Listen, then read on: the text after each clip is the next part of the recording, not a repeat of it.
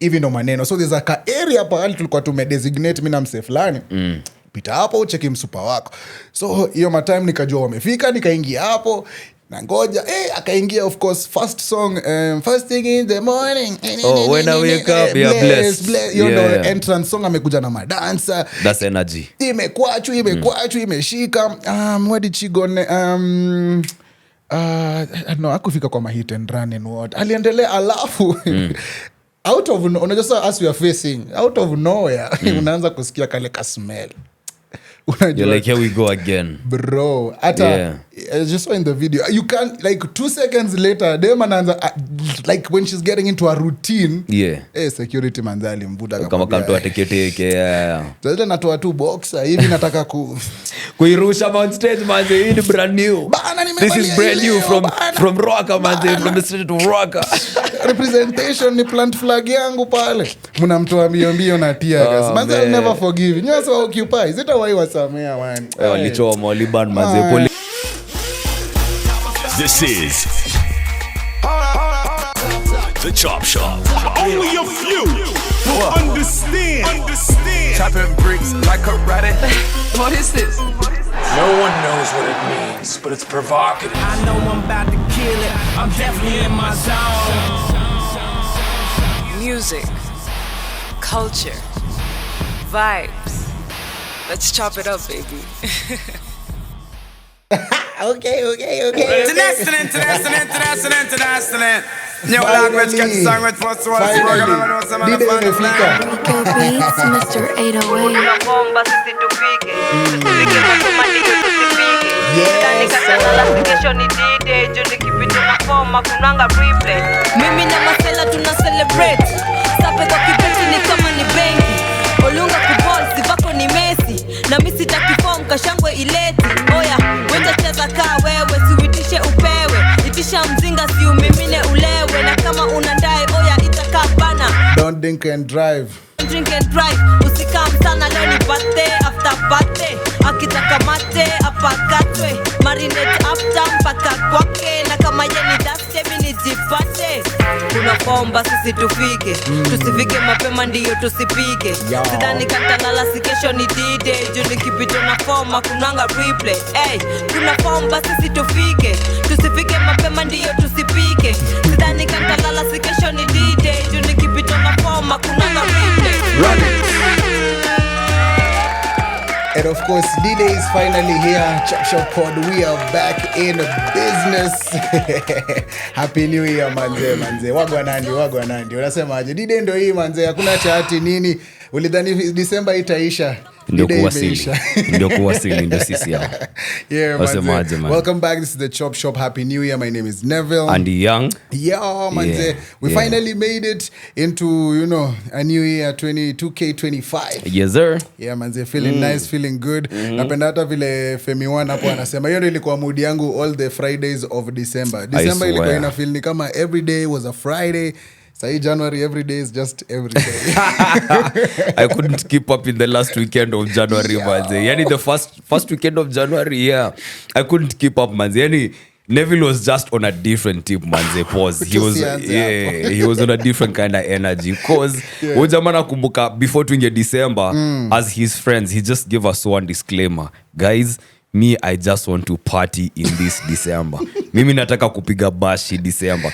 Because I've been at a place, and you talked about it, where you're like, sambona nilikuwa najireserve. Like, bado ninge come into, maybe a situation where the money is not there anymore. Yeah. It's inevitable. So, looking back, I'm like, I'd have still spent the money. Ningejibamba too. And the boy alikuwa najibamba. God damn it. I love it. Yani December yote ilikuwa na different theme songs na different things going on. Yeah, but especially after we dropped the Friends pod and stuff. Yani before Friends pod, wacha niwape kati. Hakukua mabashi zime happen vizuri. Amongst especially us as friends. But after 2 years, manze, stories kibao manze. Ilikuwa catalyst manze. Hiyo siku ilifanya vizuri. So if we were to just give a brief kind of a recap of how the mwaka ilikuwa. So yeah, of course we dropped to the friends pod. That was nice, you know, just linking up with everybody.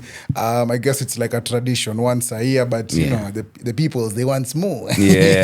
But give the people what they want. Yeah, but more, you know, tutapanga, but yeah, it's definitely a vibe when we are all on set, because you know, we are Shamra, all of us, Kelly, myself, Andy, Ashley, Nimrat, you know, so tukikuja together ndo hivyo Shamra kelele na nderemo na unajua ma vibes too. So yeah, at least you all get more glimpses into ikaka bond ketu and friendship, you know. Kulikuwa na a lot of hidden innuendos na ma triple entendres pale, but ilikuwa too fresh nevertheless, you know. Yeah, that was for me that was a good vibe. I don't know how you felt it. Damn. True. Good save. I think I challenged myself because I know myself. I know I get comfortable and I like being comfortable. And when I come up with a particular routine that works out for me, I stick to that shit, man. Manze kuambia Andy atoke nje. Kuambia Andy come outside, like lazima umwambie toka kwa nyumba. Mademu nasikianga vizuri. Lazima mazoro ushe game, but nilambe kidogo manze. Nilambe, you know. So yeah, I understand when you say that routine thing. Also, as an introvert tunajua hiyo kitu ya nikishaingia mtaani inakuwa especially juu mimi nimetoka job.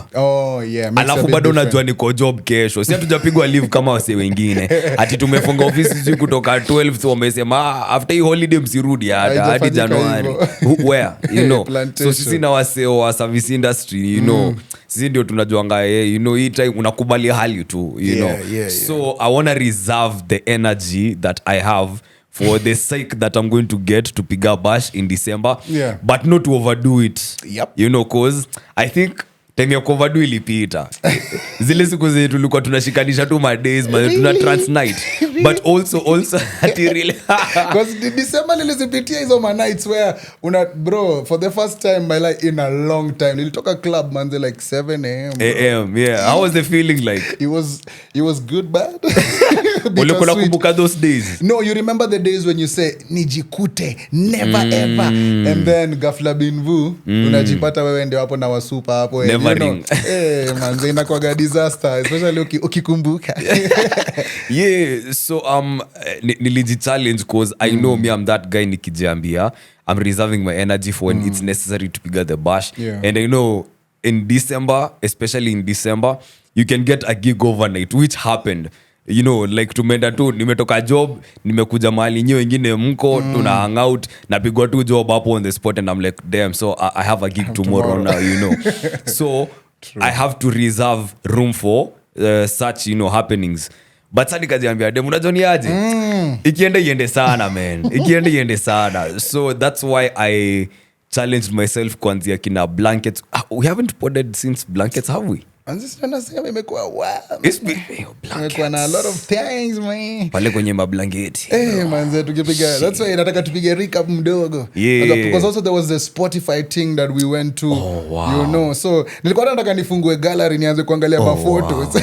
Nikikumbuka kwa sababu we went through so many ups and downs. When I say ups and downs, I mean like sherehe wise. Like ulikuwa unaingia corporate gig, unaingia Spotify, mnajinice kidogo mko blankets and wines, mnasukumana na wase, pombe inaisha sijui nini, you know. So it was a good up and down kind of moments, because not only did we do festival, tulikuwa pia kwa maklabu, uko na zio manit, uko na pia zile za mtaani, familia, unajua, and what not. So imekuwa a lot.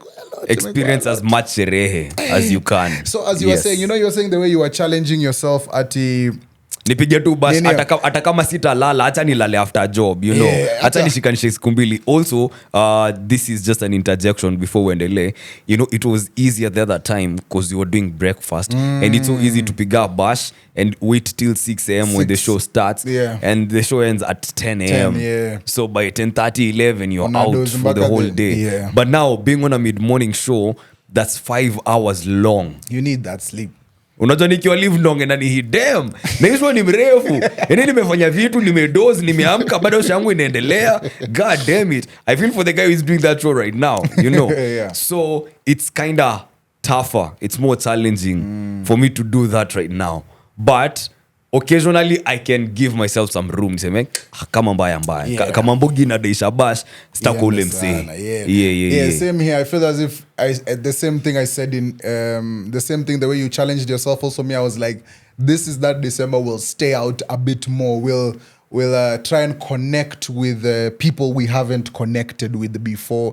Right. Yeah, and you just meet different people. When I say meet, it's both genders, because hata pia kuna wase wana do the thing akina TM, fresh Venom, Kid DJ. Big up the yeah, mandem. like you meet different people who are doing the thing. Unajua Natasha. There are many people out there ambayo you're like, oh wow, tukikutana kwa sherehe, tukikutana pahali, vitu zina vibe vile inafaa. So Schwaz, Yeah, big up Schwaz, yeah. There's so many different people who manze ambale pale. Unajua?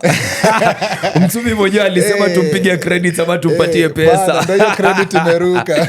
Bro, we have saved your life so many times by not mentioning your name. Trust us when we tell you this. Hataki kukuchomea, bro. Bana tunacheza undercover. Usitake wajue ni wewe. Usitake wajue. So I've been challenging. So good series though. Lots of secrets, but so nilijichallenge hivyo, so I was outside more than usual. Nilikuwa out there. We saw you. Manze pia my gigs pia, as you saw manze, that was such a blessing, like tukufanya tu my gigs. I was like, I looked back, nilikuwa nachora CV hii mwaka ikininio, nilikuwa nasema damn, nimepiga ma album launch mingi.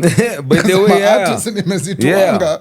So I was like, oh okay, we did well towards the end part you of had the a pretty year. Packed Q4. You did. Like 2 months or so. So that was good, even like looking at it from a third point of view. So that was dope. Also, us going out as friends again, that was also good, as we went to Blankets. Yes, we experienced all the types of madnesses, like kila msali kuwapo. Let's start there. Like una walk in every 2 seconds, hey bombo, hey Nairobi top shot, unajua.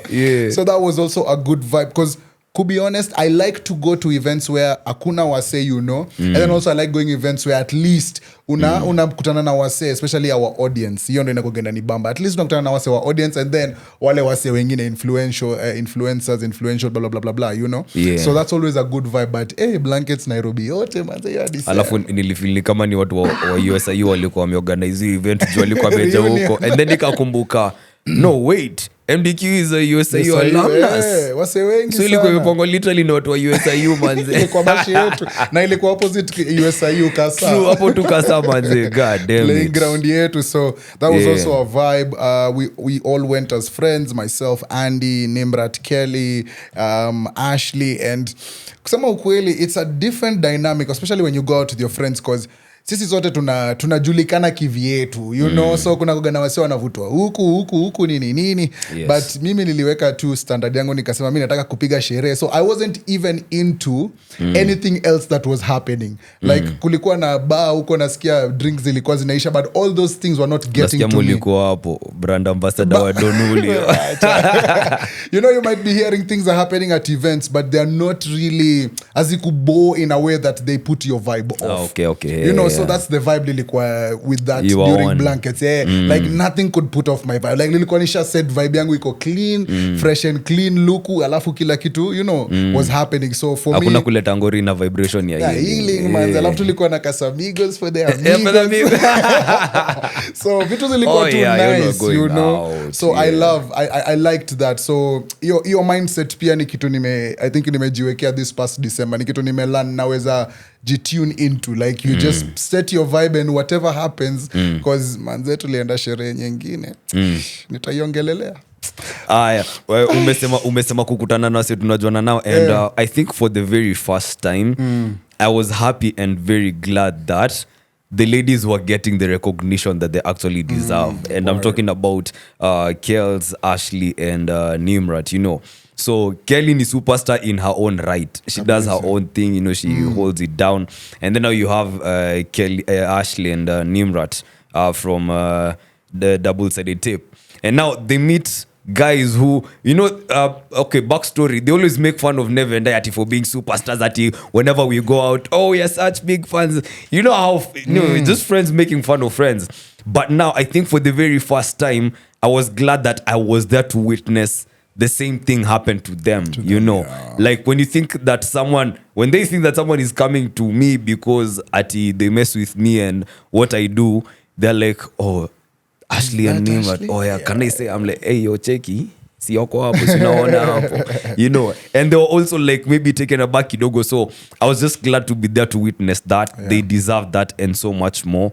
And also just being out as well, you know, as friends. Ilikuwa such a long time since we did that, and with the intention felt of like going out. Felt like a bit of a healing too. Especially after a good therapy session, which the collab pod was. Check it out, the Friends pod. Yes, the Friends pod, the Friendsgiving manzili was mbaya sana. So us going out after that felt like, maybe not in this sense, but when you're fighting with Shodi and then you'll piece it up, and then now you all are cool, and it's like a matured kind of energy that you're stepping into. You know, now you get back into your playfulness. True. Now you can get back into your happiness bag, just having fun.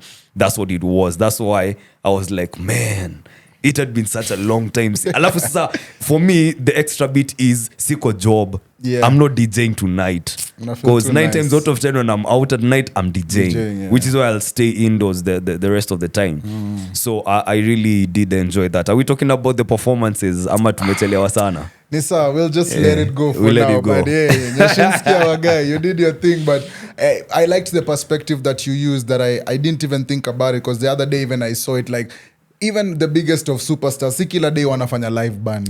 Kuna siku zengine kuna playback, kuna siku zengine, you know, they DJ. They tune it to their way. So when you said that behind the scenes, I was like, oh yeah, true. By the way, I shouldn't really hold him, because I've seen him do it, his thing when he does his thing when it's live. So it was just kind of different and stuff. So yeah, I felt it, but kidogo ex amemisiwa hapo. Manze, watu walikuwa wanalia manze.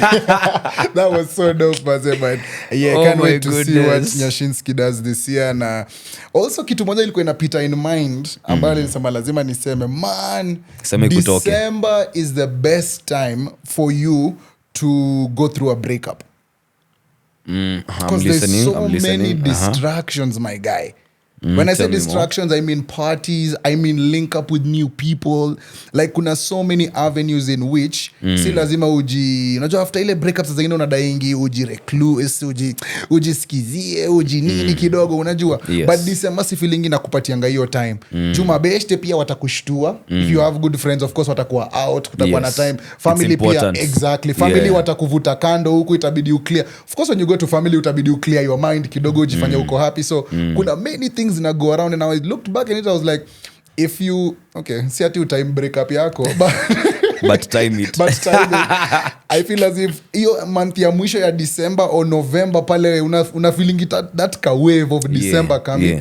That's the best time to go through it, because right now if you break up right now in January, imagine umepiga sherehe na huyo msupa wako ume break up hauna do. That part. Umekula pesa ya January. Work and what is not going well. Unaona vile there's so much stress there, but December pigwe na upepo huko ya bichi kidogo, udanganywe meals pale ukuli nyumbani, so you're not really cooking, so ni good life kidogo, pesa ni kwa exactly. Ukienda out kidogo wasa watakwambia, oh you're handsome or you're dressed well, so uko out there. So for me, I would say December is the best time to go through a breakup. I'm with you. I've never looked at things like that. Oh damn, I keep forgetting hapo msema kweli. Amenena, but I think if there were to be a convenient time for a breakup, it would be then, and also because of the general energy. You know, because guys are in the mood for parties, so the energy is light, the mood is light, people are happier, so it's very, very easy for you to yes, una postpone kudeal na kitu ambayo unajua you'll have to face, but you're dealing with the letting it out part of it. Kuna very vital part ya hiyo some aggression or just some some outlet that's necessary. Ikutoke yani in many different ways. So inaweza kutoka vile amesema in very many ways. Uki open up to hiyo bash ya December. Alafu hiyo bado ka December unajua umepiga scouting hapa na pale, unaona ma recruits, unaona bench vile inaweza kaa January ikiingia ndio sasa unafanya transfer window is open bana manze so February is coming up. Shortlisting. So by Feb squad iko solid. Unaanza kuwa call kwenye playground, unacheki what I'm working with. Na unajua this time round manze Valentine's inaanguka weekendi. Namka Friday. So nakwambia bro ni a Friday. Nakwambia ni kuteswa. So plan that vacation. Mimi nataka tupange friendscation. Tuonyeshane vile tunapendana. No, you know what? Okay, first of all you've cooked over there. Not gonna lie. But second of all, I'm noticing a pattern here. What? An avoidance pattern. Avoidance? What do you mean? Because these are also peak seasons for, spending time with people that you actually really fuck with in a different kind of way. Okay. Who came up with that rule?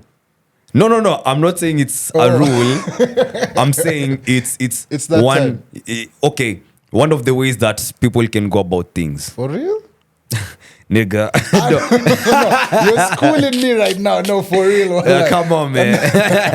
I wish I knew, but I'm listening to you. Teach me. No, because if during these peak seasons you're looking for deliberately looking to engage in maybe these activities that will involve friends that you deal with platonically, okay, and this has nothing to do with that other part or that other side of your life. Oh, bro, you jumped to too many assumptions. No, it's not assumptions. It's just a pattern I'm noticing because if you break up just around deck, time ya bash, time ya kuspend time na mpoa nini, cause January ni kama Monday, si unacheki, unataka kuenjoy weekend yako before ingia Monday, utaki kudeal na headaches on Monday, right? So you wanna get rid of the headache before the weekend, deal with the bash, and then so now here comes hump day, and you also wanna do something on hump day. A day that would have also been good for some reflection, Sasa ikiingia Friday sasa tena utaanza kusema mabeste ni aje man. See we outside ama. Sawa but friendscation cancelled. No way bro. We're still doing that shit but you book leave bro. Friendscation is cancelled. Tutaka hapa tu bond tuangaliane tuchekelshane. Neville, what are you avoiding? No, I understand. What are you not trying to do? No, I understand what you mean, but for me it's not that. It's sijawahi experience hizi vitu na nimechoka kungoja ati sijui lini ama sijui nini come through ndio ni experience. Would you when you can? Yes. So that's my main reason. Maana nasema for you kama umeona hiyo side, to me that is not even one of the reasons. To me it's like the way I was telling Ashley Kwabash, if I'm gonna order this bottle is because I've never had an opportunity to order a bottle in a club. Nikifika kwa club ni either kitambo especially ni either uko kwa boti ya msee ama unataka kuchanga, you've never had the capacity ya kuambia msee cheki nipatie ile boti ya 50k nipatie ni unajua you feel me, so ile chupa ya ile angusha in the black community allegedly. So when na mimi ujiambia hivyo kila saa, like if mimi sijui kujinyima, sijui venye ati sijui sijui suffer now sijui nini, hapana. Iende sana. So to me that's my train of thoughts, and if I can do that with my friends, kama tumesema na mabeshte zetu tunataka kuenda veke na tunangoja sote tupate do, imekuwa how many years tumekuwa mabeshte na bado tunangoja ikam through na bado you understand, but kama mmoja wetu anaweza make it happen, mbona tunyimane? Somebody stop this man. Nah, bro. Somebody stop this man. I love it. Yeah, that's exactly. So to me, there's nothing I'm avoiding. I'm tackling everything in my life. Nimesha deal na kila kitu I feel as if I needed to deal with. Nimesha ziweka kando. And now I'm moving on to what na feel ni kama this would make me and my people happy. Najua. So I'm with you, man. I'm with you. Yes, I get that other part where people would want to avoid something after they are from something. Yes, I understand that. But in this case, ni kujinwise. Of course, I'm with you. Then this is the only reason why I went that direction, because it's not what I was implying. Of course, I'm just bantering. Yeah. It's just because I was like, there's a conversation that can be had over there. So and I'm glad we've had it. Nata before ni sawa manzi, ukicheza a Femi Uno earlier on. Kuna word ametumia and I was like, leave alone us guys not using that term right now. We're not finding ourselves in situations where that term can be used. Apply. And I'm like, this should have been applied in high thoughts somewhere, you know. Because mafikra za juu. Because it tells me that there's so many words that can just go extinct because they don't serve a purpose anymore. There's not situations where they apply. Where they apply, things come about where now we need to use this term. And the term I'm making reference to is pakata. You remember in high school, manze ukiambia dem kuja ni kupakate. Or kupakata is kubeba mse kwa lap, you know, like sitting on somebody's lap. Kiswahili sanifu. Kiswahili sanifu, you know.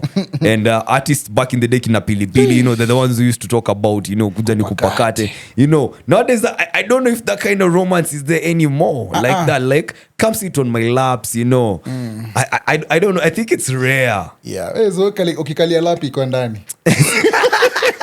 If I sleep inside by mistake, inside and we're already feeling nice, man. So yeah, I feel man. But yes, there's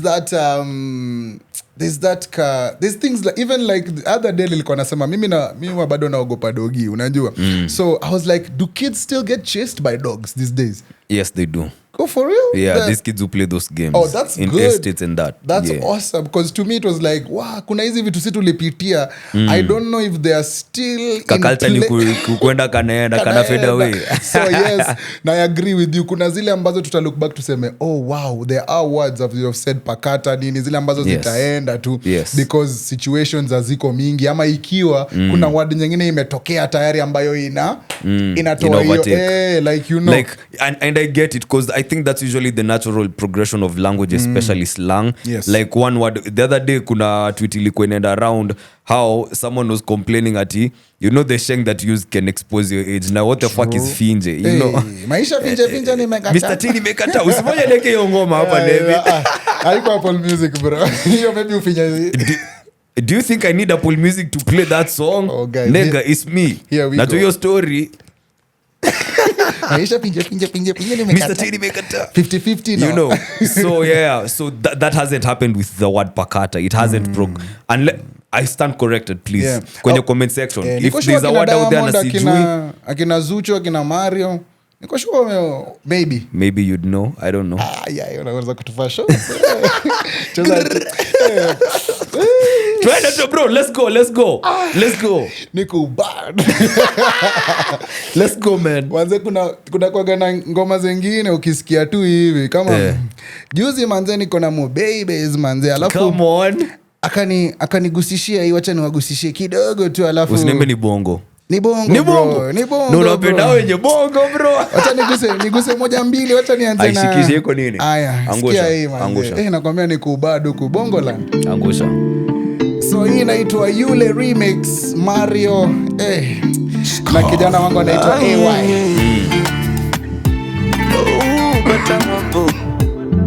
So unasema kani sessions unataka niangushe mabongo bongo. Usiogope daddy, hello. Namba yake hapa kuna teni limezagazaga na narabajua kwake. Moya hapa kuna teni limezagazaga. Umbo lake pale Yanga anavaa. Okay. Sikia hiyo. Namba 8. Kifuani kila saa natembea na masa. Ziko wapi? Saa 6. Mama nimempa diara. Kenya di lyrics unajua bro. Leo uko babaya. Unakonaje? Wacha mambo. This cannot be named. Mashavu hapo na mashimo. Huku na huku. Ajaliwa shepu mashallah. I cannot believe this shit, man. And you never say never. Somebody. Nampenda sana jinsi alivyo. Nampenda sana jinsi alivyo simple. Nampenda sana jinsi alivyo. Nitafanyaje? There's no way. Yani msichana ni msimple. Yani nitafanyaje? Alafu kuna hii nyingine nakwambia muta. And then back to back after giving us the genius breakdown. Sasa imagine before nionjesho lile tunda. Lile tufa. Nilikuwa nagusishiwa kwanza haya maneno. sikia hii nyingine anakuambia ni kiuno tu unapewa. Kunogesha. I cannot believe it.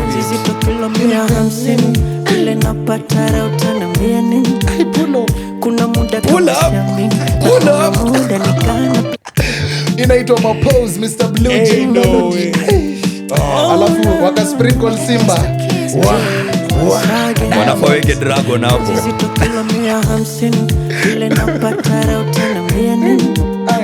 Kuna muda kama siamini na kuna muda nikana pena na jini. I cannot believe it. Manapenzi lako ndege mtini. It's a Niko bomb bato ya Joshua tulia mimi. Kiswahili lyrics. For your love let me sing.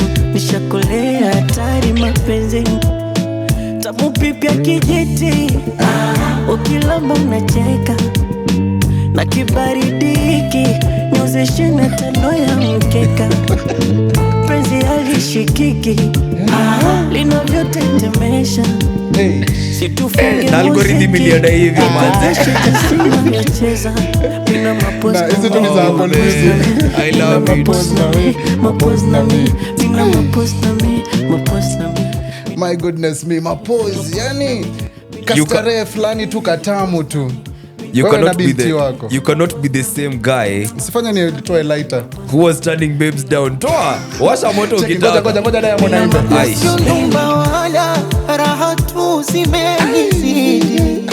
Sio mambo mitana. Our brother is gone. He's gone. Unalishwa na Maimuna Boza wewe. Nakumbatwa kwa baridi. Usinione natunzwa habibi. Wasikia vile Diamond anasema manze, nyinyi huku nje mnateswa, mimi natunzwa habibi. Ay, Jesus.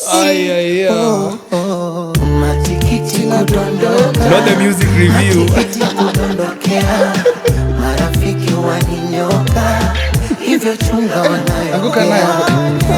Kande niki. Unaona, yani natoka kazini unanikanda yani. Ai, nikichoka, si ati nikikuja home, ni kelele ati kunifokea. Ai. Yani all of a sudden umegeuka umekuwa gwiji wa hapo. So narudi unanifokea. Wenda mwenzi ulipotoka. Mambo fyongo jani. Pipi ya kijiti.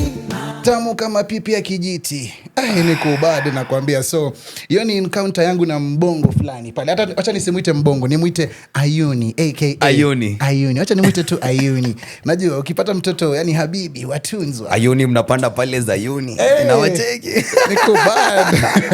But yeah, manze, so you cannot be the same person who was turning babes down just because they like bongo music. Who, me? Yes, you. Hakuna evidence kwa karatasi.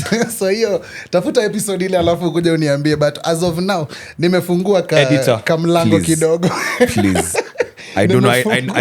I know it's a pin drop in a haystack. But please rewind hapa. Please insert it over here. Weka evidence tafadhali. But yeah, so as we're talking about the bongo thing, manze, on 31st, before to ruke on what happened in the new year, manze. Right. On 31st, nataka we uanze, because mimi story yangu ni ndefu, mapana na marefu huku na kule. Asa umeanza alafu nataka mimi nianze sasa. No, nataka umalize story yako boring haraka ningie yangu. True though. Yeah, I'm with it. Maliza yako alafu ninge main. Niliruka mwaka. Go. Wewe ni mtiaji. Niliruka mwaka. Wewe ni mtiaji sana. But no, I had a gig at 15, bigger 15, Bossman and the whole crew. Na tulipiga bash manze na tulikuwa na DJ Purple who took over after nilicrossisha wase. And after that I went home. You know, na nikalala man. I loved it. What time did you get home? I got home at about maybe 3 a.m. Oh yeah, traffic and whatnot. This time round hakukuwa na traffic. Lete mwenye nilitoka. Do you remember the other year 2023 to 2024 it's cause set yangu nilikuwa namaliza just before midnight. Yes. So that's how we bumped into traffic cause GTC were doing the thing. Upper Hill, you know, everybody's doing the thing as well. Yeah. But this time round ilikuwa clear. Yeah. Okay. I'm feeling that. And on 31st, man, the kid was kidding, man. I saw you. Things were nice. So I saw you. Just before 31st, of course, I think it would only be right if I play one of his songs. But a friend of the show, you know him. We all know him. We all love his easy work. powers. Yeah. Anaitwa Baraka. Yeah. Yeah. This one is called Desire. So of that new EP. Africa's Giant. Let's go. I will tell you I love you on a night that has no stars. When the sky is falling down, I will be right by your side. Baby, let me be your soldier. Let me be the one that holds your hand. When your world is breaking apart, hold on to me. How does it feel to have a fine young fella like me on his knees, loving you with all... You see why he's my friend? Yani, I'm on my knees, yes baby, I'm begging you. But how does it feel for you to have a fly guy like me on my knees, begging you? I want to have your perspective for bad. a quick minute. We trade places. Let's trade places. Got the girls on D&D. Love it. Oh I, you're mine, oh mine. Come closer, put your body on me. Show these other guys who the real daddy is. Yeah. Girl, you're my desire. Hot body need no designer. Yeah. So cool, this fire. He dropped that EP at the end of the year. It's called Recess. Many tunes, beginning of December, and that one right there is called Desire. So what? Were you simping? Were you simping on the 31st? Never that. Especially when you're with the big dogs, you don't do that. So you realize someone is Africa's giant when you're actually interacting. Because mimi tukiongea na msanii hapa ni kama vile us when we talk here, msanii anaweza chuchukulia unajua ni hivi tu, but when you actually get into their space where they do their thing, you're like, oh my god, there's a lot that goes into it. So of course a few days earlier on like 28th, I got a call from man like Joshua Baraka. He was like, yo, my dog, you've been my guy. You and Andy, I got you. I want you guys to be my guests. So I remember I told you he had set up everything, but then of course I know you had a gig and you had to get to the bag and gotta work. Yeah. But then in your place tukaingiza Agent Q. So Agent Q ndio alikupiga story ya minus. Kelly ni a real one. Substitute manze. Nilikuwa namwambia hakuna mtu mwingine ataelewa hiyo feeling ya kukua at Shensia apart from wewe na yeye. Like kuenjoy hiyo moment ya Shensia na hiyo vibe yote. It's only a few people naweza enda nao na. Nilikuwa nokilamba jasho yake. Sijafika oops.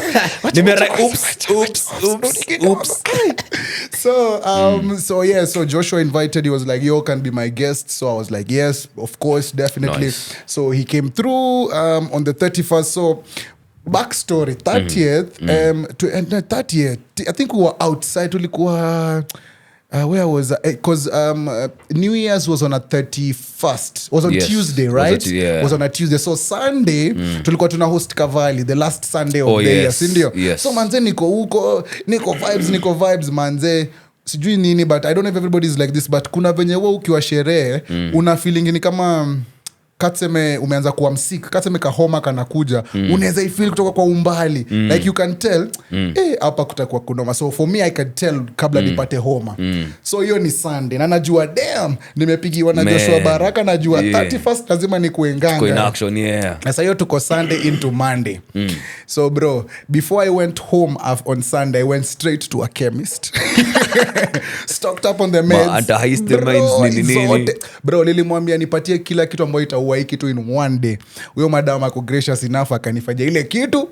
Bro, alafu nikapitia pia hapo ninio nikitoka Kavali niliwaambia wanitengenezee dawa. So nilikuwa na dawa. That's why you were getting the dawa. So nilikuwa na dawa yangu nimejiami niko keen. So nafika mtaani, of course homa ikaanza. Hiyo tu asubuhi nikaingangana nayo. So the whole day on Monday the 30th, right, napatiwa masimu because that's the day Raha Fest begins. So of course uko na pass ndio unataka kuona ma-artists wengine day 1 blah blah.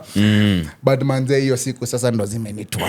Homa inanipiga left right, masimu nini, nikasema leo guys mtanikubali ni recharge. The next day nikue up to the time, getting ready for the field. And that's exactly what happened, bro. Ilifika kama 5 a.m. Ugonjwa yote ilienda tu. 31st ilifika hivi, niliamka kama niko clean, ready to mingle. Fast forward during the day, of course, we went with the man like Joshua Baraka to BN's place. We drove also Mario, because BN and Mario's song hit number 1. Please play them a snippet. It's a big tune. Likutana naye Kilimani, ulikutana naye Bongo. Hit. BN manze amefanya ile kitu plus. Sasa BN anafanya mpaka turudi kwa ethic manze. Bana. Don't stop the party. Ethic back bro. Yeah. So we took him to do the thing with BN, my PR pale, you know, their song, it's big and stuff. And when you're interacting with these guys behind the scenes and stuff, you also see how they connect musically. Unajua, like ukisikia BN na Joshua, like when they're talking even melodies, wasa wanaanza like wanaongea in wande wanaelewana in notes. Wasa wanasema niko na hii melody. But I see you. So kuna hizo melodies and these things. Piga kitu basi. Gotcha. So it was also good to see that behind the scenes. So and then later on in the night, he was getting his outfit custom made. He got his thing done. So we left. They were staying at Weston. So we left Weston at around 8:30ish. So we get to the venue because he was performing at 11. Right before Alikiba. He was probably at like 10:30, 11. I'm not really sure, but he was slotted up. So we go. So kidogo mimi nimezoea. Okay, sikuzoea.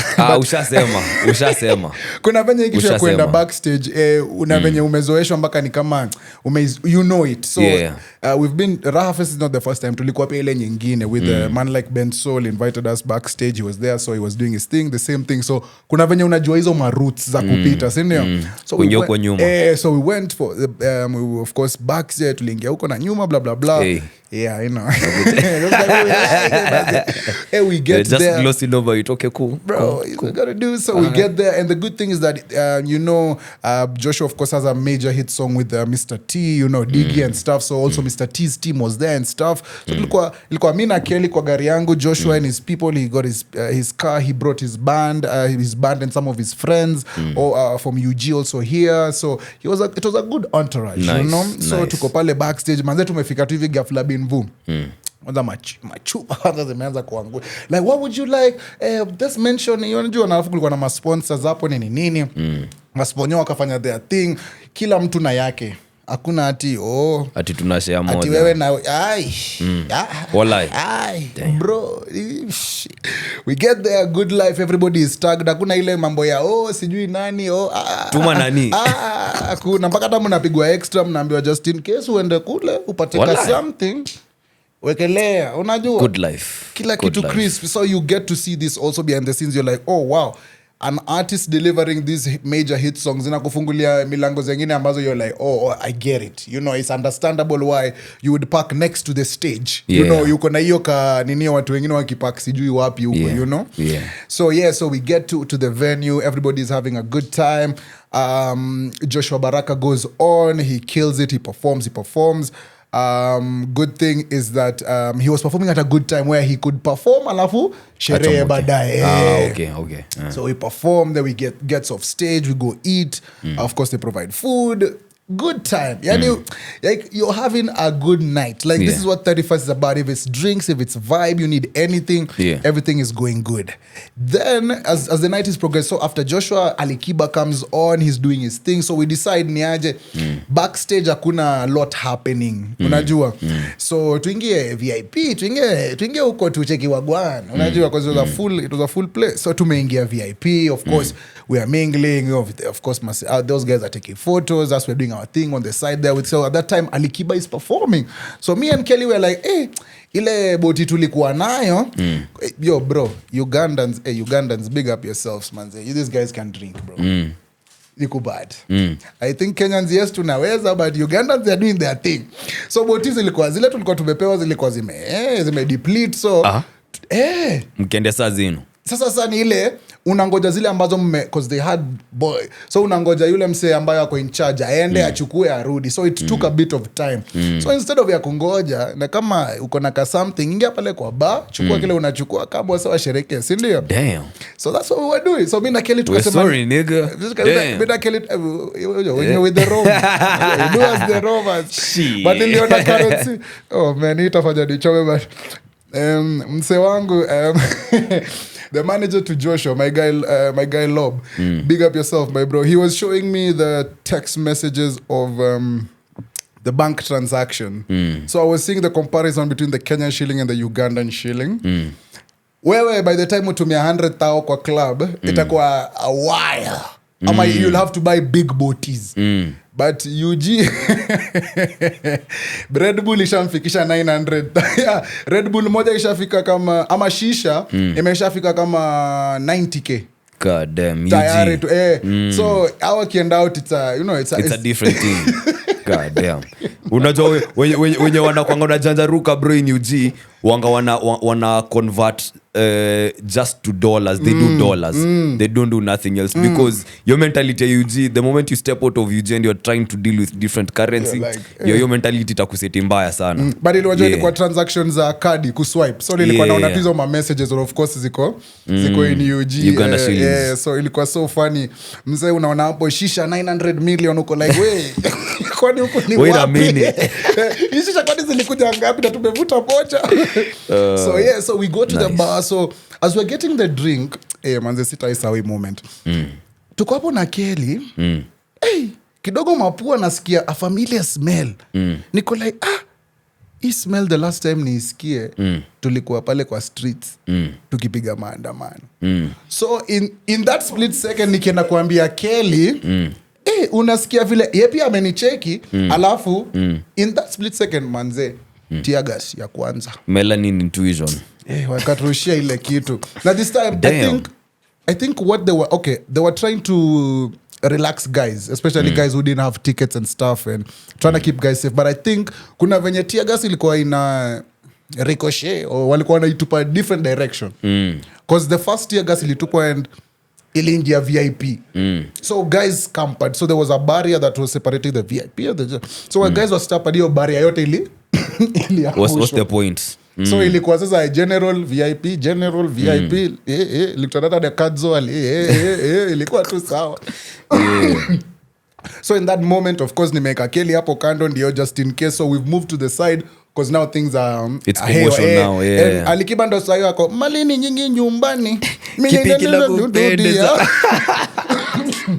na madansa. So in the moment in case you don't know, when artists sign contracts to perform, anytime there's a security risk kuna kwa hiyo clause ya huyu msanii anaweza decide ataenda forever ama but it's usually a security risk, especially msanii akiwa tu pale kwa stage na kukuena vurugu anything inakoga msanii anatolewa venue kabisa.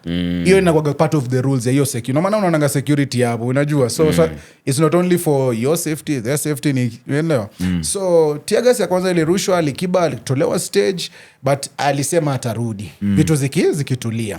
So vitu kidogo zikatulia but in my mind I was like, oh man, I hate the fact that now in my mind I know that smell like PTSD ilinipiga mad. Imekutrigger sasa. Mad bro, that I wasn't even proud of it like that. So hiyo ya kwanza our Ugandan friends ni kama wakuisikia hiyo. So tukidogo aibu haikuwa imeruka sana. So tumechukua boti tukarudi kwa meza. Tuko pale shamba kileli na nderemo. Tunajinice. Alikiba akarudi akapiga ile yeye ulihata but ilienda hivyo. So amepiga bro, a few seconds later sasa watu wameendelea kuingia, so you're hearing a lot of things that is happening outside and stuff. Ukiwa kwa venue wewe hujui nini inaelekea nini ina happen nje, unasikia tu alafu unaona security lakini ilikuwa noma. After a few tuko pale tunajinice nini Alikiba did this thing, he came back on stage, he performed, he went. Now I think the DJ now came just in before Shinsia now. Between, there's a DJ fillers. hype set, yes. So as the DJ is hyping ya pili karusha sa general area.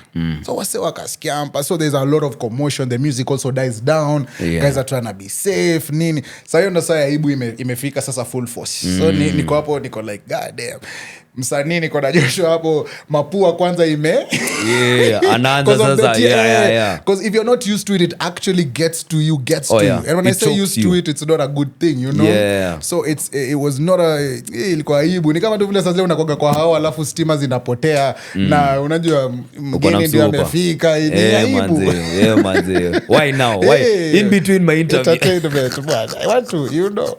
So but anyway, at that time guys are just there for a good time, nini. So we continue and then now Shinsia's DJ comes on set. Unajua. So in that moment nilikuwa najua mse wangu Alfayo, big up yourself.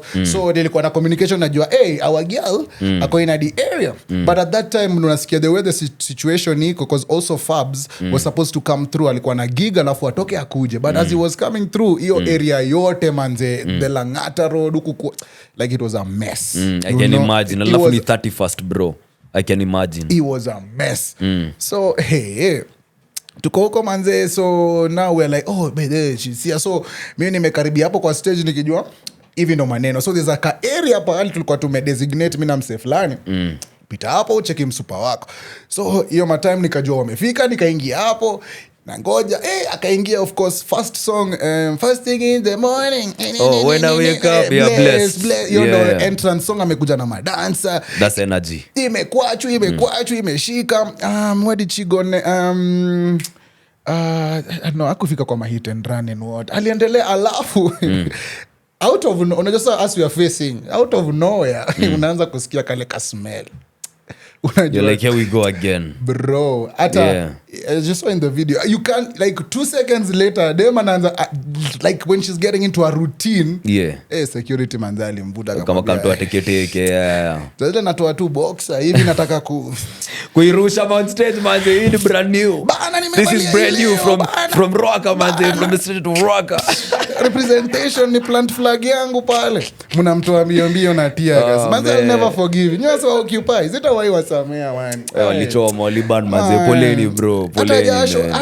Hata jasho iko imeanza kutoka bana. Damn, I'm sorry bro. I'm sorry man. Ni sawa tu, ilibidi tu accept tu. Alafu ni hakuna kitu mbaya kama hiyo, alafu unasikia Shinsia yako sijui streets gani kule anaimba kwa maklabu, you're like bana nalikuwa pale Maasa uspia uko like hata fadhali wale basi sababu sito liteseka huku mbaya. But me I liked my experience because as I said in my own bubble nilikuwa nimeamua hii mwaka like naweza nice hata kama situations zinaanguka all around. So after that, as we left hotel room, mass house location, so we continued, you know, because they had an early morning flight, hakuna haja kulala, talala kwa ndege tukiendanga. So as we partied the night away with them friends them and what not. Nice. It was a good kind. So kitu kama 8 am 9 am kuna tulikuwa tunaachana, tuliamua tutapiga breakfast. It was too much now, but tumebond sana, imetosha hii pati break kidogo. But energy Shinsi ilikuwaje like as a person ile kidogo tu yenye ulipata? Anadai kutupiga revenge like according to her, anadai kutupiga like ana feel ni kama she needs to come back for another show despite this, you know, because anasema yeye ni mwaribia like she was ready, like she's been yearning for this, you know. Alafu those other things happen, so it's like aibambi, but what can you do, especially when it comes to security. Other things ingekuwa sound nini hizo vitu unaweza, but when it comes to security that's a different thing, especially when you hear, you know, tear gas. Shinsia bana abadi manze, how now. Alafu two things, one, kuna ile comment ya BN yenye ilikuwa inaenda around the same time that take note of the events that are being occupied. These are events which have international acts. Wase wenye wametolewa kutoka nje. Every other maybe local, you know, maybe event that's line up ambayo ni local talent.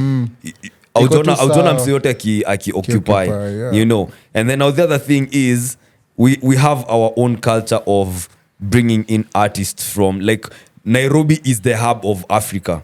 Like you need to just come to Kenya, you need to come to Nairobi as an artist, as a creative, whoever you are, just visit. Whatever it's gonna do for you, it's gonna do for you.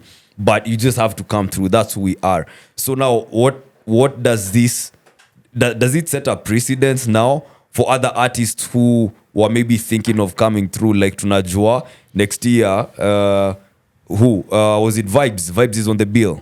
This year, I don't know. Oh, now, Next fuck, year, actually, yeah. Yeah, this year now. Even Burna Boy, Chris Oh, sorry, Martin. Burna Boy, yes. Burna Boy and Chris Martin. I wasn't sure about vibes. Maybe that was just a rumor. I'm sure. You know. But now they're like, I don't know now. You know, seeing what they did to Shensia, I don't know. Becomes a problem. I feel as if kwa WhatsApp group fulani ama artist maybe inaweza kwa ikienda hivyo. Unajua, kwa sasa hii terms akiona hivyo, paka 2029. Oh my God. Unajua, so I feel as if kidogo, but the bag bado itaongea bado. I feel as if Burna Boy akipewa bag yake, security ikwe poa, Sean Paul si aliperform vizuri akaenda. True, by the way, na feel ni kama ikiwekwa structures ziwekwe pia, unajua, na pia tutoa hiyo mentality ya lazima niende hata kama sina ticket. Unaget baki tu mtaani kuna kwa sababu baadhi unajirisk. Imagine sasa, haya sawa, umeenda bila ticket, okay fine, umeingia kwa event, but bahati mbaya ile tear gas imekupiga uso vile imeingia kwa venue juu umejiingiza by force. Ama umepatikana na magava. Nakumbuka tukiwa blankets nikingoja mfike when I was just chilling outside. Nikiwa hapo nimetulia, nimecheki mse ameletwa na a security detail of like 6 people. Jamato anakam simple. Imagine akona leather shoes. Wanakanimsi anafanya kwa ofisi. You know, or something. Amekuja blankets. You know, you looking kind of official with a sweater, shirt, you know, khakis and all that. Bro, nakwambia zile mabari alikuwa napigwa. And then aoni kulikuwa sana wase wa uniform manze. Alafu ni wale watu wa balaclava pia. Unacheki. So I was just witnessing that moment and going like, ebu imagine umse tuseme maybe alikuwa mesneak in one or another, and then amebambika vibaya sana, damn, I managed to get my way in. And then boom, umepatikana tu na security. Mato hapo unaanza kufinywa. Literally manzi. No, and then wezi jibu maswali ati umeingia aje, how did you get in? Na jamaa wananga huru. I never want to be that guy manzi. So a lot could go wrong if that's the direction. Exactly. And sometimes it's bad that we want to experience it before we learn. Yes. And that usually sometimes doesn't end well. So like, unaweza ponea. Inaweza kwa true story. Ni kama tu, I love the fact that anyway, I love the fact that you can it's like in the Kenyan movies the way we watch, mse anaanza crime pole pole inabamba, anaingia kwa M-Pesa shop inabamba, anaingia kajaki, anaingia alafu in the end mandengu zinalia hapo mbaya sana, you know. So Steph Kapela anasemanga ni pingu ni panga. So unaweza kwa maybe umeponea event zingine, but jua tu as we are nearing watu, hiyo ni business ya mse kwanza. So mse pia ameweka mikakati zote. So yes, hata mimi nakumbuka bro kitambo siku za hizi ma clubs za race course and nini, hizi siku za EDM and what, I used to be that guy who wants to go pay the bouncer, wiki na nyuma ama ukata. I used even to have my cousins who used to be fortunate enough wanaenda kwa hizo mavitu wanakuwa mabouncer, jo ni wale waliuche unajua, so wanakuwa bouncer wananiingiza na nyuma and what, I understand the thrill, it's dope and stuff, but then when you grow up and you think about it, you're like damn, a lot of things could a lot of things could ninio and things could go south. Which hautaki, especially in the moment. So manze mwaka ilivukua vizuri. I'm glad at least 2025 manze imeanza on the up and up manze. I love it manze. Imeanza tu vizuri. Okay, apart from other areas kama US ma fires na manini na sijui vitu kuanguka kutoka kwa sky, vitu zingine at least 8 days in zime balance vizuri. I'm also very eager and curious to see what's in the 2025 bingo cards. Because 2024 shook everybody. No one could have guessed the things that went down in 2024. So I'm here with my popcorn. Nataka ku observe kile kita happen, because I'm sure we're in for quite a ride, man. I'm sure there are things that will shock us. Unaweza feel when life has picked up pace. And you can tell we are moving. It feels like one of those good years where we're going to make money, we're going to elevate ourselves, we're going to step into different lights in good ways. It feels like that here when it begins, but then at the same time, no, go on, cook. This has reminded me of my point. Yes, bro. This December when everything God ame to bless, vitu zinakuwa zikienda poa. Do you know what has been in my mind? When is it all gonna go wrong? You know, kitu na nimerealize, yani mimi ni mpuzi, nimezoea life mbaya, mpaka uki-experience good life kiasi tu, unafikiria, itaanguka lini? You're waiting for it to fall. Bro, unaenda hivi 2 days umekula good life, uko like, kuna kitu inaningoja, and then it doesn't come yet. So you're also like, oh, okay, I can actually experience a good life without that. But ukizoea ku live bad life, aba ukizoea life ambayo haiendi straight kama vile saa zingine tumezoea, you're just like waiting for it, because you're up and up, you're usually up, you're like, okay, because you've been there before. You've been up and then you came down crashing, then you went all the way up and then you crashed harder than you've ever crashed, thinking it's never gonna get worse, and then another time it gets worse and you're like, oh, I've seen this story before. So I don't know, but I remember I said I must say that because Nikosha kuna msata like kuna time too, like for a whole, let's say a year, inaenda tu vizuri, right, and you're just like, I know it's around the I can feel it. But it's, I feel it coming. But manze ni vibaya, but so me I would tell you, embrace your goodness manze, ichukue, live in your moment, because babu zikianguka pia utabidi live in that moment. Manze, I'd say it doesn't pay to live in fear, because ups and downs of life are they are constants. Hizo zitakuwa, nobody escapes them. Unacheki, and I always also say, like, sometimes you see someone who is living maybe a particular life or lifestyle and you yearn for it so much and you're like, wow, I don't want to maybe get to that particular point, but you don't know the price that they paid to get to that particular point. And I'm not talking about maybe typically I worked so hard. It's not always that format, that textbook format for everyone, you know. But you don't know if they are at a point in life where this is their reward season. Because where they were at, if they start giving you their stories, utalia machozi. Ama wanaita majonzi.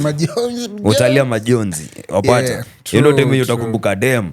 I forgot how salty tears are. You know, if you don't remember, you know. So it's good to yearn for it, but also at the same time, you have to be open to the other swing of the pendulum as much as you're open to this other swing that you want.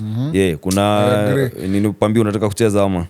No. I'm just I'm concurring with what you're saying, because you better be about it in the moment too. Yeah, you know. Kienanga hivyo. So I like that. So it's a good first episode. It's coming nicely. Inaenda sana. Plug. You know, Kodong Clan released something. This one is called My Fans. So man, big up the Kodong, big up the clan. Your album inatesa. Bye. Washa nane toka umo hadi namba 8. Wasupa wangu wote lazima leo wajuane. Superstar living, I've been on a mission. Daily na wa rep, niko juu ya ligi. Tiki-taka, bila shaka niko ndakas. Hini mbaya, hindio ile wanapaya. Fika bay, sindio wale plagoriji. Namaste, kwa bizu swaingiza feelings. Every day, paper chasing mashilingi. Inakuangara sana kuomoka na marafiki. Mama. That part. Mama yowe, mafans wanapiga mayowe, wazazi wanasema ni yowe, na mimi ninakibisha ndoto. Mama yowe, I just wanna live up and give thanks every morning. Hawawezi zima humoto. 1, 2, 3, let's go. Moto umewaka moto. Moto umewaka moto. Moto umewaka moto umewaka. What is it? Nasema moto umewaka moto. Moto umewaka So fresh. Moto umewaka moto umewaka. Sikia kwa staujua hapa. Hey. Mayo rumba kona kona. Gayo mama nangaye. Nagosala nini kosiepo yomba. Nasala nini kosiepo yomba. Kolea utamule umekolea. Tuna mastingo deadly sezile zenye wameza. Jogangeni wundi weringo ndalobiru wena yuere.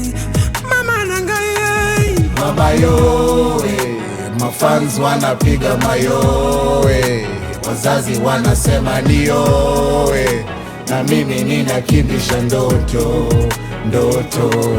Mama yowe, I just wanna lay down my wall. What is it?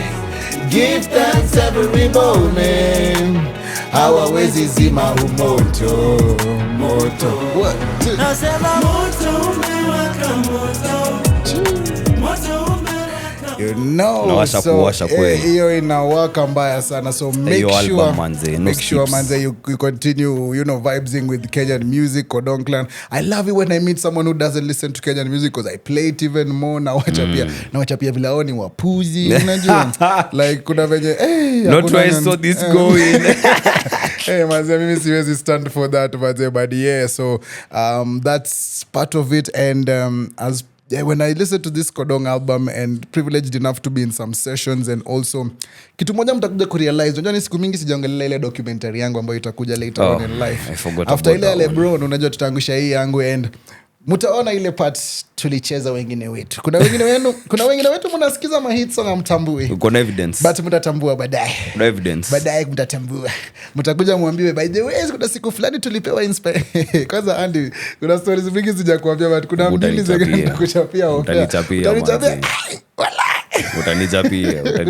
hiyo. Yeah, manze, but yeah, where do you want us to I think tuingie high thoughts and then tuingie NBA. Oh yeah, and things we are watching. Tukimalizia. Yeah, wrap it up. Amayuri. Relax and take some notes. Oh, utaninio. Relax and take notes while I take Don't give me that shit about it's a drug. It ain't no motherfucking drug. It's just a plant. It just grows like that. And if you should happen to set it on fire, there are some effects. Takwambia after. Ni ngumu kukua mwanaume ama ni ngumu kukua mwanaume? No, ni ngumu yani kwa sababu we, hebu. Oh man. Sasa wengine wetu ambao miaka kidogo imetupiga. Wewe unatafuta mapenzi ile ya 90s. Kwa hii age ya 2025. Yani boring love. Itakuwa ngumu.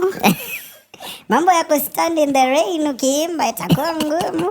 Dawa siku hizi na bei. Mambo ya kusumbua neighbors ati uko na boombox pale nje ya TV na tiba, lakini ati Maimuna amekutesa wewe, umeamua kuchukua redio uende nje ya dirisha pale uweke full blast neighborhood yote isikie. Oh, Cinderella. Makmuga atakupata. So just as we were talking earlier and saying our kids still being chased by dogs and stuff, it's like kuna romance zingine tuache tu, like watu wa 90s walikula ile romance yao watu unajua wa parents wetu bla bla bla.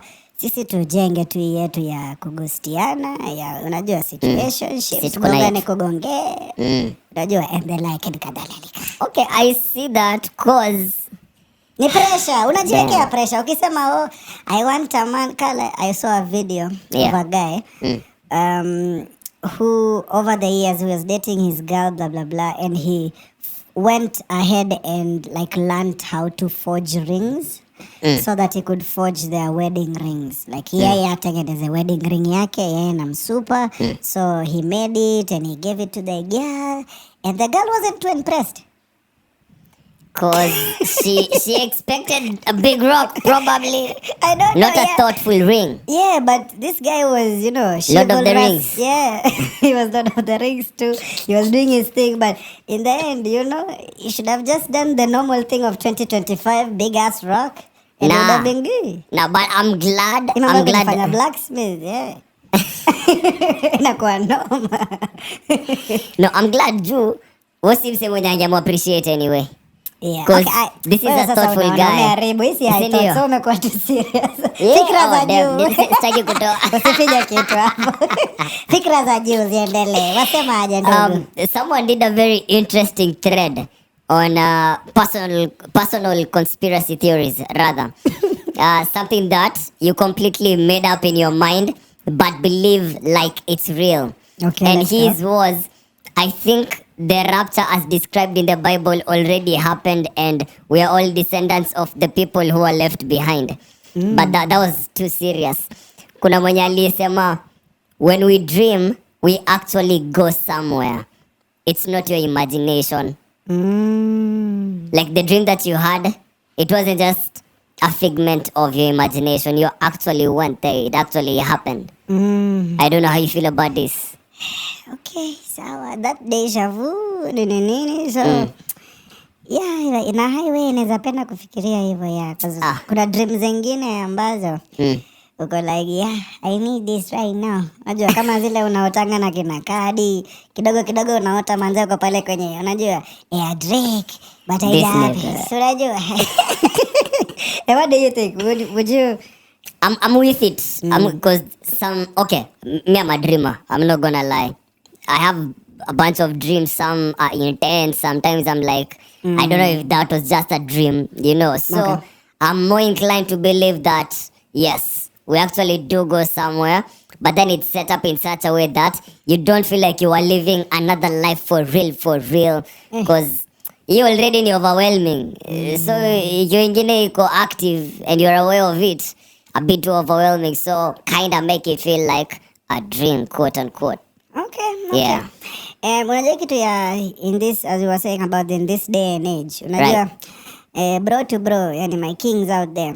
Dem anakuchapia, niko na boyfriend. Yes. Yeah, mami. Yes. Sometimes it is for real. But sometimes it's usually as a tactic. Especially kama hujafika ligi yake. Anadai kukupush off. Uledi championship uko chini. But the next time anakuchapia, have a boyfriend. Mchapia, keep me updated. Okay. No, at least unajua. Like, vitu ziwaben, vitu vijenya. Now, let's have a conversation. Let's get into it. Okay, first of all, my response in that situation might be, good for you. You can keep him. I don't want him. Me, I want you. That guy is not my problem. That guy is your problem. I don't want him. But also, this is something I learned in campus from... I was privy to a conversation between a buddy. This is in USIU when we were still in campus, right?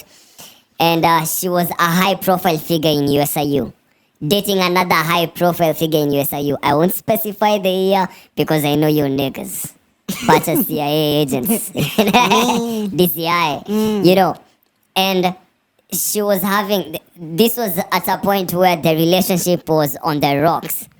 And then she was having a conversation with another one of her homies who was a big deal on YouTube that time, a guy. And she was having a conversation about another guy who was hitting on her. And she was like, I have a boyfriend. Then the guy was like, okay, that's cool. I respect the boundaries, blah, blah, blah, blah, blah, blah. And then later on she went and said, do you know I'm about to break up with this guy? And I can only think about going out with that guy who was decent, whose approach was. So sometimes, hata hiyo yenye umeambia niko na boyfriend, iko tu sawa. Bado time yako itaivana, iko tu sawa. Umepanda mbegu, usichome. Just the fact that Ali reply. Yeah, Ali reply. That's it. That's all you needed. Yeah. I'm usually telling even our girlfriends like, for a guy, even if you reply, kama ni ex, mlikuwa mna chat na bebe cut off, reply hata text moja tu, I have one. I said that, but at the same time, it really depends on the real though. Like it gives me like hopes-ish. Like inapatia mse hopes like, yeah, we can buy back clothes. Buy back clothes. Bro, niko na maboy flani, siku flani, tuko huko tunajidai. Ati so mimi nikawachapia wako like, si unajua lazima buy back clothes. Buy back clothes, So mimi nikawachapia, bro, buy back clothes ni poa.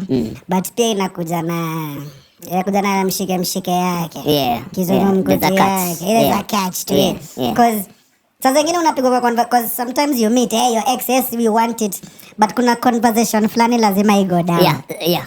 Na hiyo conversation huwa inaharibingi mambo, especially iki happen maybe before or in between the heat of the moments. Especially kasema, najua ile yes, you're talking. Like, mnaweza kwa mnaongea ile, yes, mko in good, yes, mnaweza ongea, alafu inafika ile part ya, it's very funny how. Here we go. Najua gap. I think it's funny how. How you can just ghost me, kuna venye unapigwa conversation nyingine that can put you off, that you can be just like, I see why. You know. I remember why now. Alafu kuna ile conversation ambayo inaweza kuwa even in the moment where umewekelea alafu unaulizwa okay, so after this so I wasn't planning for an after this. Exactly. So right, back close iko game iko BA, don't hit the play, hit the game. But at the same time it's like iko na ka something. Once there's you a accept ukishapeana buyback na ikuje lazima accept both the good and the bad. I've ever been in a similar situation where I don't remember how long ago this was. Someone I had history with. And when we were done, it was very late, too late in the night, right? So I was like, you can, and plus we have a rapport, we have history. So I was like, you can sleep over, kesho, me, I have XYZ to do so. I can bounce early, you can leave, after or whenever. Bro, do you know, I had to, and I don't think you know this one, though you know something similar, right? Okay.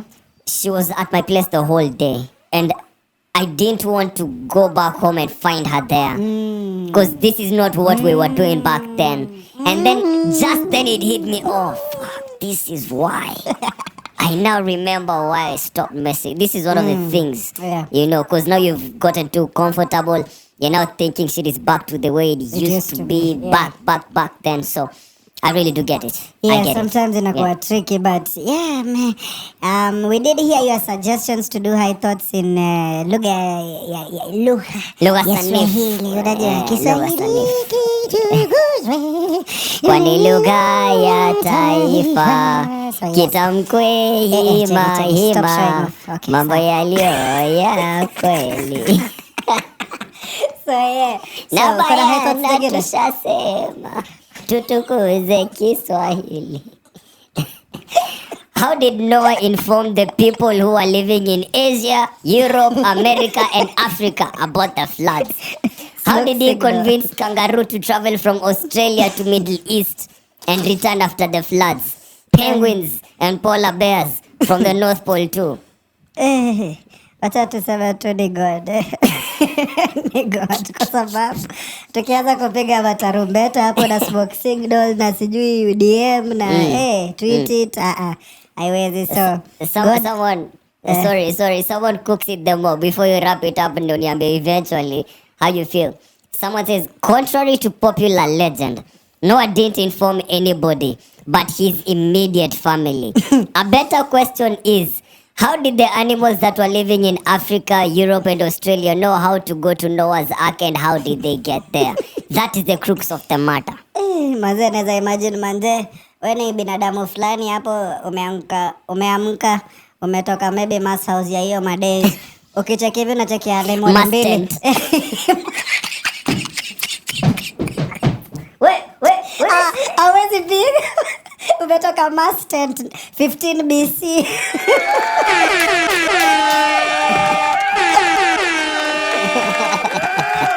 Big up mass tent. Mass tent umetoka mass tent unastaga hivi unacheki giraffe mbili, mosquito mbili, cockroach mbili.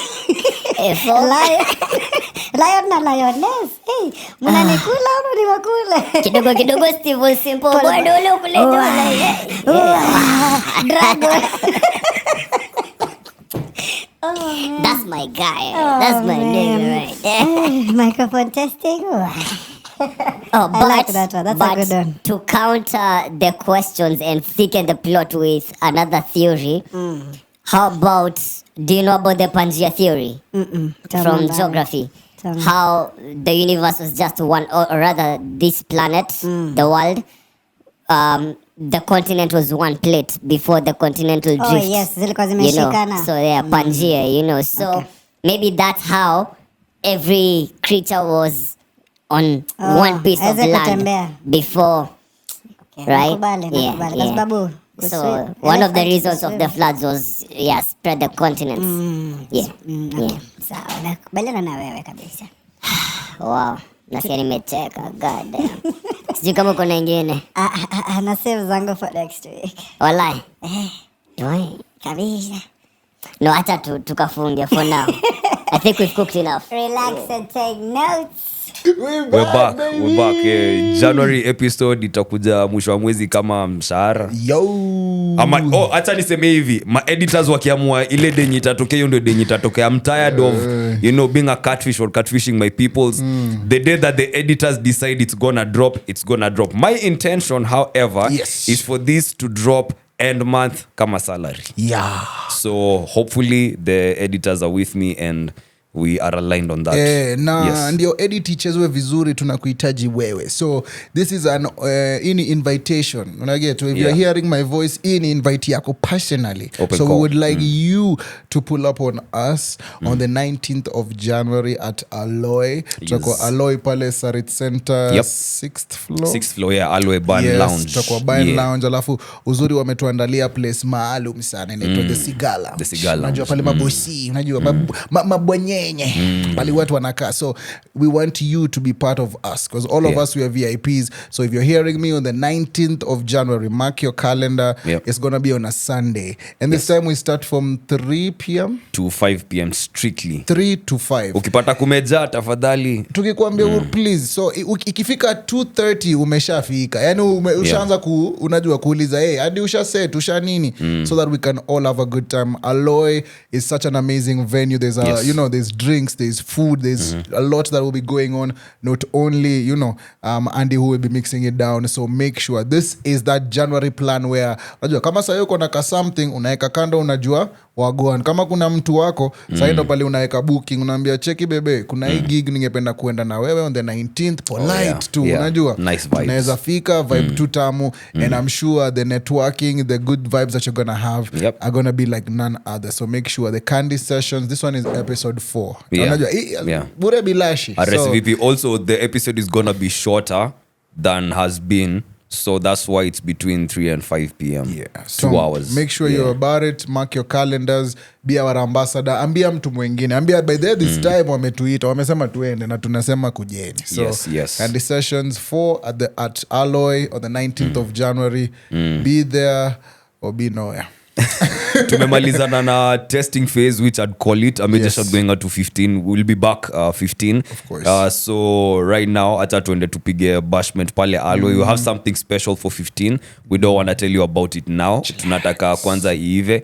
And then ukiona vya elea utajua vimeundo. Na kwa hayo mafupi na marefu. But wait. NBA is doing NBA well. The movies, fuck. Yes, let's do quick NBA. No, it's not doing well. No, Neither LeBron nor Steph Curry are having even KD. I think ma OG saying your time the sunset season. Wanangoja All Stars. All Stars after All Stars.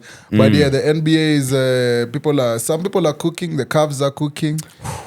So the Cavs boy. Yeah, the Cavs are cooking. The guys who playoff time is when we are really gonna get the action. Sai wase bado wana try not to get injured. LaMelo Balls the Ball family wanatoa mangoma. So everything is still all up in the place, but trust me, once we get to that all season, once we get to All Stars, the All Stars and the playoffs, that's when now the real beast, that's when you'll see our 40-year-olds and our 35-year-olds do their thing. So but that's the thing. We have to make it to the playoffs. And the way it's looking like right now, bro, we're gonna make it. Warriors, we're gonna make it. Who can crook? We're gonna make it. Man, I don't know, because personally for us, nilisikia Steve Kerr akisema the team generally is struggling with a confidence issue because last game tulicheza na Miami. We have, as at the time we're recording, our next game is tomorrow. We are playing who I forget. But the last game tulicheza na Miami, who had come from a game with Sacramento ambayo walicheza 2 overtimes. They did 2 OTs and they lost. Wow. And they don't have Jimmy Buckets for like 8 games or is it 8 weeks or what? The mandem wants to move. Manze, sisi tulikuwa tumepumzika. We had lost another game previously to, I think, the same Sacramento. Sacramento walikuwa wametupiga bado. And they didn't have De'Aaron Fox. Right? Malik is hooping like crazy. But yes. So the most frustrating thing was Steph was doing Steph things, but it wasn't enough. The rest of the team needed to pull something. It wasn't enough, and everybody else has gone off. And sijui kama ni mimi pekee na observe ama other people are noticing that when an amazing player comes from another team where they were killing it, wakikuja kwenu, it's balance. Now like because to us they're not being the killers that we got them to be. But I'm seeing someone like Kat who moved from Minnesota to New York. He's bro, game yake sasa imeelevate. Unaona Austin aliwapiga daga. Bro, I hated it, man. On Christmas Day, I was like the audacity. Austin, man. After Steph Curry did Steph Curry things to tie the game with, I don't know, 6 seconds to go. And then like, Andrew Wiggins, who is one of our best defenders, lets this white boy he was killing us. He was killing, yeah. I remember so that game I was like, I won't kill Andy on this, but we will beat in the playoffs. 1 point, mulishinda na 1 point. Unajua vile iliuma.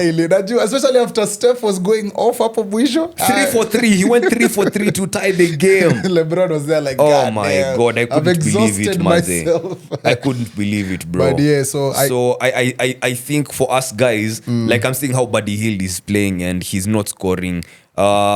Schroeder just got here a bit shaky up and pale. Yeah, and the week before he came over, we had a game with them and he killed us single-handedly.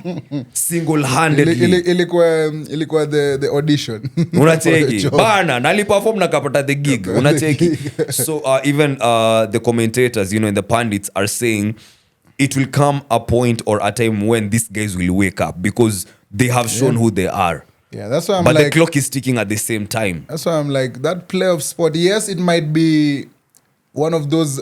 This is that crucial... You know, sometimes you even as Lakers and Warriors, you've been there where... Yes. Now, this game really matters. But there are those teams that just sail on through because they've won all their other games. Yeah. So I feel, yes, one of our teams is going to be in that... Playing, neck or break. Like one of this is a must win for us to get to the over the line. So yes, one of us will go through that, but we're making it there either way. So we good, my bro. But good. on the real, are you counting us guys in, and by us guys I mean both Lakers and GSW as title contenders? That's what I'm saying, we, my bro. Okay. Yeah, because I'm counting us to make it over to that other side where we are competing for Larry O'Brien and this other one. You feel me? Because bro, you've seen how Cavs are hooping. Bro, it's fine. You've seen how OKC, they're kina like 35 and SJ, it's fine. kina J-Dub are hooping. Cool. It's cool. We've seen that before. You're telling we've seen teams. We've seen it before. We've seen teams who hoop in the regular season. Best run. Alafu inafika first round. Wanapigwa kwanza, you know, first round wanapigwa game easy. Sweep. You're like, God damn, you guys had the best record. Because you guys did that and you went all the way to the finals, the conference finals. That's why I'm like, sometimes you just, especially if the roster makes it and it's healthy, anything is possible. Like even I'm seeing Harden, he's kind of also elevated his game. He's a problem. Yeah, he is a problem. He's definitely upturned. Amekasirika kidogo. Mambo Kawhi. Kawhi is back now. Zion is back now. Yeah, let's see Kawhi. Also Trae Young, bro. That nigga is hooping. Yeah, even Anthony Edwards. Yeah, it is also hooping. Yeah. So yeah, that's good. Female audience, poleni kidogo, but so I've been watching lots of good, interesting things. Okay, talk to me. I watched I've forgotten what it's called. What's it about? Abel Mutua has this new thing. Nimesawa kina Pascal walikuwa part of it. He bought me a link. I've forgotten, but nice. Ukiendelea kukumbuka. Yeah. I tried out Agent. Inaitwa Agent. Agency. Oh, sorry, Agency. Yes, the Agency. Yeah. Agency. Yeah. What are you feeling in? Now, that's my shit. Cause it's not too many lies. It's not too many subplots going on at the same time. Okay. It's just enough. You know, they're not doing the most and they're not overdoing anything. Okay. So, I think it's one of the ones nime enjoy vizuri. Okay. We wrapped up about Ninio. What's it called? Day of the Jackal, right? Yeah. Eventually, at least the lady got it. Eventually. Yeah. She was too annoying, Madze. So eventually the lead detective, she eventually got killed by the jackal. But also, I like the fact that I watched an interview okay, he said he was a real assassin, but an assassin put up the clip where he shoots someone, I guess, in the water. Pale mwisho where he kills the guy while he's in the water. So kuna assassin alisema kuna venye velocity na venye maneno hapo mathematics. Of course, there's that guy. There's always that guy. Like, why is this guy spoiling for us the jackal? There's always that guy. Some mathematics na velocity. Not after one of our commentators called Steph Curry the jackal after he did an amazing, display, a shooting gallery, and then now you go ahead and you start this. Nah, nigga, get with the culture, bro. It's never that serious. It's never that serious. We want to be lie to me. Have you not watched Wanted? Kidogo too. There's no carving bullets here, but nigga, that shit was entertaining, boy. Make it entertaining, yeah. So I also watched on Netflix. There's that one. I think it's a Kenyan flick. It's called More Fire. Okay. Yeah. Quite interesting, but it's the usual story. Unajua, crime, love, and all that other good stuff. So I enjoyed it. It's one of those ones you don't watch it seriously. Nile hapa na pale when you don't have something to watch. Yeah, right. It was one of those good ones. Yeah. Yeah, what else? Have you jumped on I tried to watch the Mr. Beast thing. That he has his own like Squid Games. Tried to watch it. It's quite interesting what that guy is actually doing. Like when you think about it generally, like to have that much to give away, that means you have a lot for yourself and to partner with all those people to make it a game show, like to make it from YouTube. Like it's such an amazing job. Yeah, exactly. Even like when I think about Akina Kai and Akina I Show Speed and stuff, like it's true what Drake said. Like now there are kids in Western worlds that grow up and say, I want to be a streamer. I want to be like Kai. I want to be, in my bedroom doing this thing. And it's acceptable because those guys are making... Like Kai said, he turned down a $60 million deal. Yeah. Because he was just, it wasn't the right fit at that time. And it's at like... what cost? Exactly. So you're like, wow, if someone can see your potential and offer you this amount of... That means your potential is big. It's insane. And for you to also turn it down... Yeah, so all those things, it's true. Like people now grow up and they want to be podcasters and stuff. The field has grown because of many different influences in many different games. So no matter squeeze influencer, it's such a wide term. Si ati ni politicians ama wase wana make laws ama wase wako nini. Squeeze influencer, hata huyo mse ako na followers vizuri ama huyo mse ako na gossip site vizuri, influential kiplani, unajua. Influence ni influence. Yeah, influence ni influence. So and speaking of games, you're calling someone? Damn. Acha leo tusameane kwa sababu tutakuja next week tukiwa bigger and better and brighter kwa sababu hii mwaka itajipa tu. But before hata umalizie hiyo maneno, umemention Squid Games, nilikuwa nikuulize interestingly kama umehop on to the bandwagon. I watched the new season. A few episodes. And you like? Si ati inabamba sana. But I feel as if when I drag, but that's I guess what you do because of the hype and stuff. Because hata Netflix hizo ma behind the scenes vile wanatuambianga ime break my records, wanaangalianga hivi nasema to the most watch. But that Carry On one was good. That Christmas movie, the is it called Carry On or Carry On? Yeah, Carry On. That wasn't bad. The detective guy, whatnot. That was a good one. Wasn't bad. Yeah, I enjoyed that quite. Yeah, I enjoyed that a lot. So Squid Games nimeona like season. Na wewe? Sijona, it's not my cup of tea. I remember trying out the other one when it was new and fresh, and all that gory shit, that ain't for me, man. It's not my cup of tea. Alafu saa since umeanza kusikiza bongo, have you started watching chick flicks? Like I was saying, the show is Janaz when we're recording this, so excited about Dubai Bling being back. Dubai Bling? What's Dubai Bling? Oh, that answers the question. So no chick flicks, no realities, like drama and all that. Sijaona. So wanakushikisha tu bongo. Nilitry kuona ile sijui the ultimatum or whatever. Haiko inabamba. Haikuweza. Haiko inanibamba. Are you still watching? Nigga, what do you think? Nah, man, haiwezi. So we good. So I'm nice. Yeah, so we can wrap it up. We can. Your call will be connected shortly. You have after telling us that you're not doing it, you proceed to do it. Sijui kama hii ni namba yake ya kweli. Nani? Unataka tu itu surprise kama kawaida. But na feel ni kama nimepiga the wrong number. Ama nimepiga manager. Acha piga WhatsApp. WhatsApp call. But the WhatsApp ina work well though. But ile ya nini ilituangusha kiplani. Ya nani? Ya Karun. Karun tulipiga nini? Yeah. Ayama ya Zinia. Ilikuwa ya Zinia. Ilikuwa Karun. Ilikuwa Zinia. Zinia ilikuwa kwa boda. Zinia ndio alikuanga na Masaid mission kazo wote.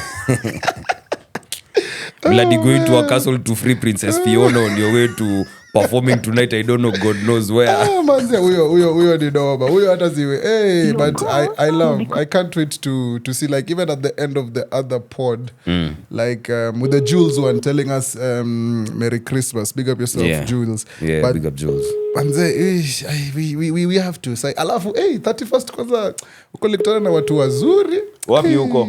Kwanza hiyo bongo, vile umesema bongo, tutapiga moja ya bongo. Tutapiga moja ya bongo. My broski. My bro. Wagwan, maji. ni aje, uko poa? Niko poa, niko stu. Uko stu, okay. Ebu step out tu kidogo, tunataka usalimia wase because uko live on our podcast. Nilikuwa na kucall ni kucongratulate manze. Lovely. Manze. Watendawili. If you don't know, I'm talking to Ywaya on the phone. Si ndio tunangoja utuambie unaongea na nani? Ywaya Tajiri. Unajua kuna watu wengi on the line manze. Check you say. Big up yourself Ywaya. Niko na hapa na Andy manze. We wanted to big you up manze. Big shout out to you manze. Umekuwa ukitutesa. Congratulations for Watendawili manze, surpassing 1 million, on the streaming thing. So that's amazing manze. Unafeel aje lakini? Happy New Year. Asante manze. Kwanza hii call imenipata nikiangalia views zingine poa manze. Bless you guys. Views ama views? Views gani? Kwenda huko kwanza. I love it. Watendawili wanachukua numbers na manamba za mademu yetu. Wanakutana kila kitu. Greedy. Gluttonous. Aldi amekuja kuhusi greedy.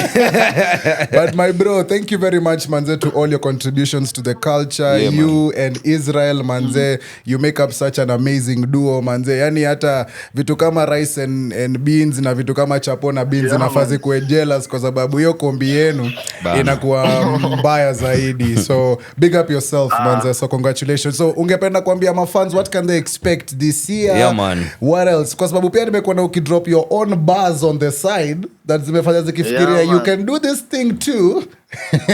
Yeah man. Talk to me bro. Manze, this year for sure tumeona hii form ya album inaweza. So this year yani lazima album nyingine bigger and better. Yes. Hapo sasa. Of course. Alafu pia mimi lazima niwadropie mambo yangu tu. Solo I love it. Manze hata niko na album ska 5 already. So tano. Hey, pole Chris Brown manze. I love it bro, please don't shy away. Sisi ma die hard fans tuko hapa na we. You dropped some bars online over some beats that was making me feel like yes, you can actually do this. Bien unaona vile ana shine pia and there's usually nothing more, So I can't wait for that. Also you and the brothers Kodong clan mulifanya ile kitu, mulitupatia December anthems, disco nini. God damn it. Yeah man. Wale ni watu wabaya wale. Very bad people. Those niggas are bad. Bad stuff. We love it man. Bro, wacha tu kuacha urudi stu uendelee kukuka. Hakuna kitu ya kusema, atuacheka kitu ama anything. Sina maswali. Hata siku najua tunapigia call banawe here manze. Hakuna platform. Akitaka kuambia wase moja mbili atawaambia. Hebu nenda na watu wako waambie kitu man. Manze nasema tu shukran manze kwa kila msee manze anatusikia, anasikia Kodong. Na ana support the work manze, tunaekelea kazi every day. Na hii love ndo inatupush further and further manze, so one love. Kweli manze, one love hadi kesho. Big up bro manze, please salimia broski, salimia kina Aiko, salimia kila msee manze, big up.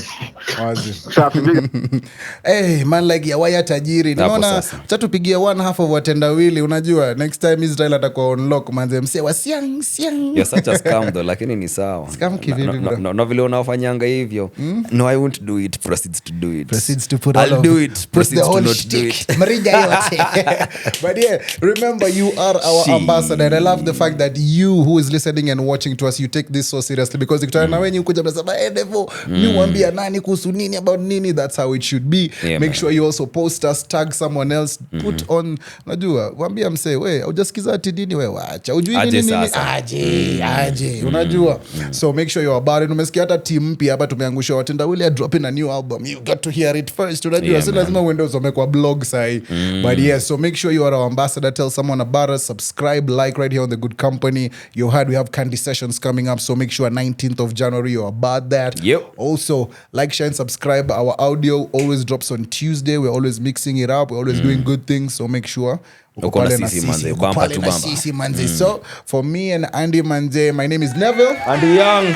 Adios muchachos. Adios amigos. Hey. Let's go Manze. Hey.